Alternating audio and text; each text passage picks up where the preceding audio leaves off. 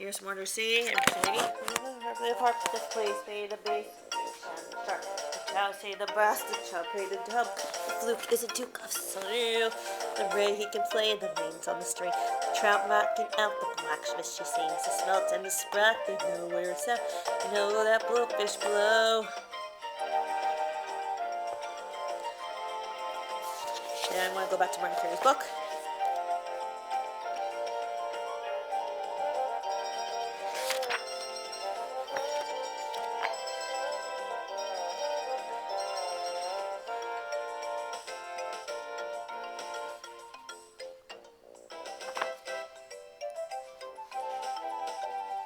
Under the sea, under the sea.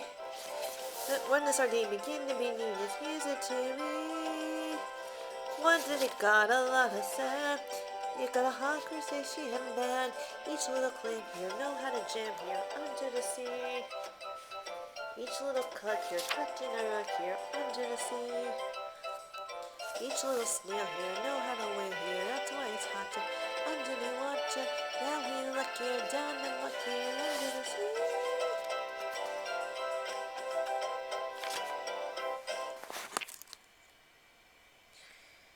And hopefully this video works.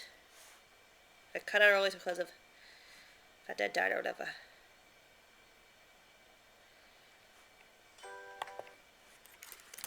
Here's some more reading. Dead. Guest to my mother. I may not have been half the singer she was, but I was the whole singer artist I was. That was my first glimpse into how misguided words my mother can have really affect a child. What separate difference, alas, from her would have made. Whoever connected us before, a fragile mother-daughter bond was shattered in a moment. There was a distinct shift. She made me feel the competition like a threat. In place of our previous bond grew a different tie, a rope tethering us through the shared biology and social obligations. In no way did my mother crush my dreams of being successful that day. My faith had grown too strong by then. Having people you love but jealous of your professionality comes with the territory of his death. But when that person is your mother and the jealousy is revealed at such a tender age, it's practically painful. Going through some heavy shit then, and for her to expose her insecurity to me in that way at the time was damaging. I already had so many years of insecurity around my physical safety. Though a subtle, brief moment, that was the big blow in a long line of times when people chose to me or chose to put me down, put me in a place, underestimate me, or take advantage of me. She above was the most devastating because she was the most essential. She was my mother. Dandelion tea. Dandelion tea. A flower taught me how to pray. But as I grew, the flower changed. She started fluttering in the wind like golden petals scattering. Petals. She called herself Dandelion, a hardy, bright yellow wildflower whose small tooth-shaped petals give the early signal that spring is near. And now its flowering is finished, the petals dry, and the head becomes a ball of lacy dust, feathering, carrying seeds. The legend goes that if you close your eyes, make a wish, and blow the feathery pieces into the air, your wish will scatter into the world and come true. The English sometimes call them Irish daisies, and the tea made them from the root and leaves and widely believed to have healing benefits. But these wildflowers can also be a menace, poisoning precious flowers and growing grass, weeds to be uprooted and discarded. When I was a little girl, my older sister seemed to live on the wind. She was always somewhere far away. Childhood memories of her exist. In my mind, flashes of thunder, lightning and thunder. She was exciting but unpredictable. Her torrential guest always carried inevitable destruction with them. The distances between my father, my mother, their first daughter, and myself are far-reaching. Unlike her growing up, I never spent any significant time as part of a whole interracial family.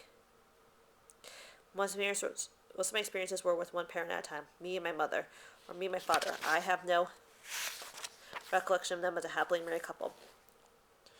It is bizarre to me that they were even married, not just because of race, but how different they were as people. For I was born in a Carey family consisting of a black father, a white mother, and a mixed boy and girl. The foreigner would walk down the street, people would know.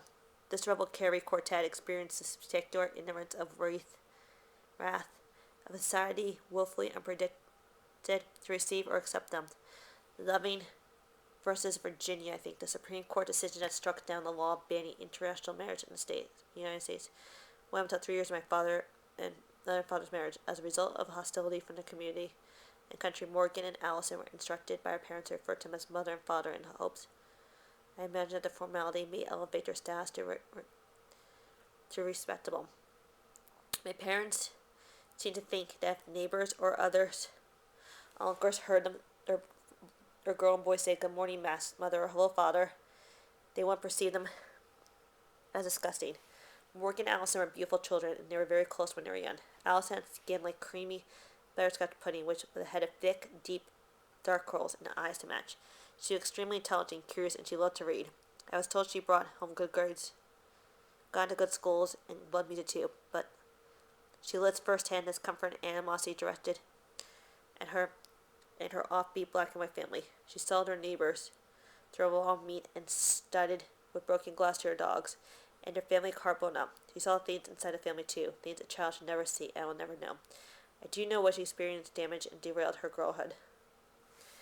She was fully aware of what the family unit unraveled, and our parents turned on each other. She was absolute full pain of a family coming undone. She saw another daughter come into the clan, breaking the symmetry and changing her status as the only girl and the youngest. I was the new little one. My father and mother could no longer live together without emotionally torture each other. They tore themselves apart to survive separately. There's three of us. Children will be plagued by pain, resentment, and jealousy for a lifetime. Allison and Morgan both believed that I had it easier than they did. Our father was very strict with them. He was not harsh with me because 3 or 4 years old was the oldest I had been when we were all together. During one of our countless fights, I vaguely remember my mother yelling him something like, "This one is mine, you will not beat this one." I was her little one. She often said she'd have the strength to challenge my father's aggression when my siblings were growing up. I do have only one memory of all of us having dinner together. It was a sort of restorative dinner. My parents trying one more time to see if we can pull it together and be a family. We were all sitting at the table until I started singing. My father said children should be seen, not heard. The entertainer and me took that as a cue, so I got up from the dining table, walked a few feet to the living room area, which was in plain view, as well within earshot.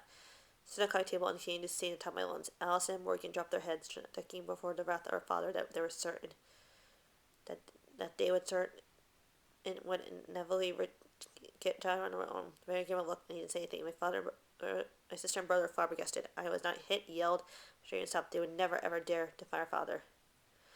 No wonder they hated me.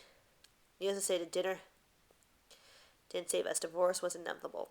My father and mother had made the final decision to break up before we were all broken. I remember I was taken to our neighbor's house, and he gave me popcorn while my family next door was discussing the dismantling of the Careys. After several violent encounters with the police, by court order, my father and brother could not live together. At one point, Morgan, having taken Sargamo, a children's psychiatric center, a care facility for seriously emotional children and families in crisis. Morgan was a crisis. I heard a psychiatrist had concluded that a significant contributing factor in Morgan's behavioral problems was Allison, who had talent for instigating and manipulating Morgan to his breaking points. Allison is very clever, so Morgan had to live with my mother, and she had made it clear to my father that he would not have me. That left Allison scattered. I heard Allison express that she felt my mother tossed her away, and that she clearly loved Morgan and me more than her. I also heard my mother say that Allison chose to live with her father because she felt bad and didn't want him to be alone. There was likely some truth in both their perspectives. I was too young to really understand. I didn't know what life was like for my sister living with her father, just the two of them, broken and angry. It must have been dangerously claustrophobic. Constant clashing feelings of abandonment and resentment toward my mother under their roof. They had no real space to resolve, no chance to heal. Order and obedience was how my father tried to make sense of the chaos of society and the rubble his family structure had become. The children were now in Soquel, a bitter, broken teenage girl. He had no tools to deal with her dysfunction and her. Eventually, my father and Allison did form a bond, united in her disdain for my mother. I believe he also bonded over the inevitable visibility of the blackness. Practically, Allison turned to boys and sex in an attempt to fill the family, so his total rejection in her heart. At 15, she met a handsome black 19-year-old military man, and Allison got pregnant. Her mother wanted her to have abortion. Her father told her she could have the baby she got married. The young man was stationed in the Philippines with her grandfather's permission. Allison followed him and got married there. Before she left, I called Santa about her in her room at her father's house. Want to remember? Her room was at her walls are shelf of books and a shelf of fancy dolls, the ones with the big, poofy, lace quinceanera type dresses. I looked at those dolls for reach, day for show, not for play. I was staring at them when she pointed to her belly and said, "There's a baby in there." A baby where her stomach. I was too young and didn't understand at all what she meant. I didn't understand how much about Allison then. I'll never forget her bizarre combined bridal and baby and bridal shower at my mother's house. They put a little girl on the cake, a doll. Not one that looked like a grown woman, but a little baby doll with dark brown hair like my sister. The whole thing was confusing me. I was a little girl wondering, is it a baby kind of party or a girl is going party? I couldn't tell if it was a festive or tragic occasion. My mother's pacing and pissed off. My teenage sister had swollen belly. She kept pointing it. How you doing? Good.